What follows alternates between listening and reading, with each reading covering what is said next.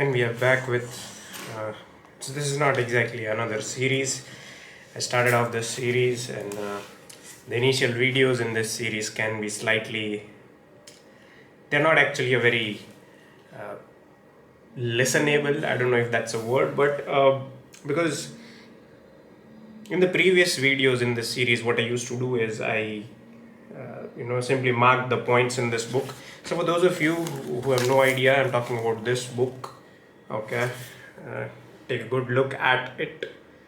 Okay, this was written by RC Majumdar. He was actually a very uh, erudite historian.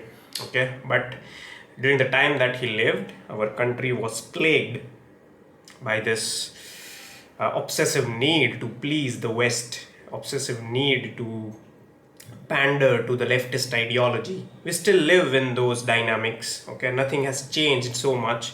Obviously, there is some change. There are a few individuals who are making efforts, but largely our state dispensation, follows this rule of keep left. Okay.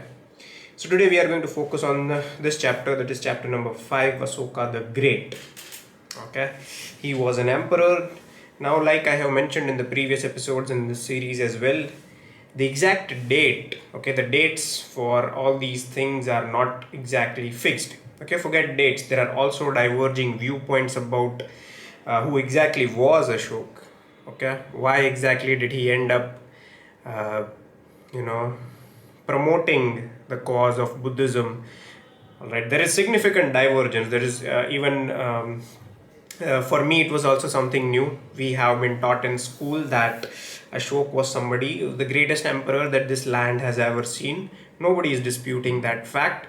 But the idea that is propagated to the students in the very lower grades, for that matter, is that the principle of non-violence, that we are asked, or rather we are forced to adhere to, started from the times of Ashok.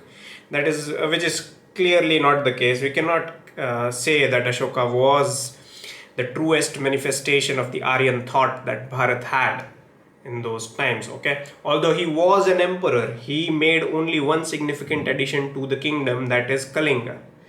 Okay, the entirety of the kingdom that was bequeathed upon him, that was done by his ancestors, his grandfathers. Okay, so I'm not taking away anything from him.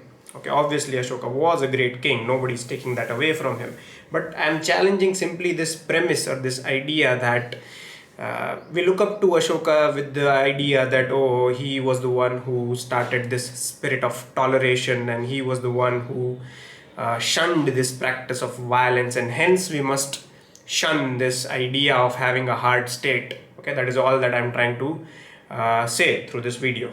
All right, so in the very beginning, this is the first page of the chapter. Here it says, as a king, he ruled over the greatest empire known in the history.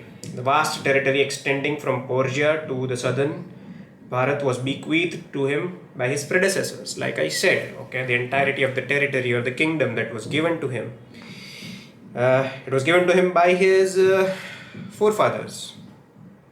He himself made an addition to it by the conquest of Kalinga. Now, Kalinga largely corresponds to the states of Chhattisgarh, Odisha, and some parts of Jharkhand and Bihar. This was the territory of the Kalinga Empire. Okay. Now there is one unique thing about Ashok is he managed, or not exactly managed, but he did. He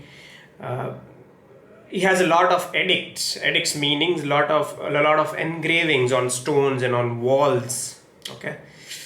So I would say it was very, thoughtful of him during his times. He realized that there will come a time when people would want to erase his legacy, and he engraved not everything, but there are some things that have historical value from the engravings that he did.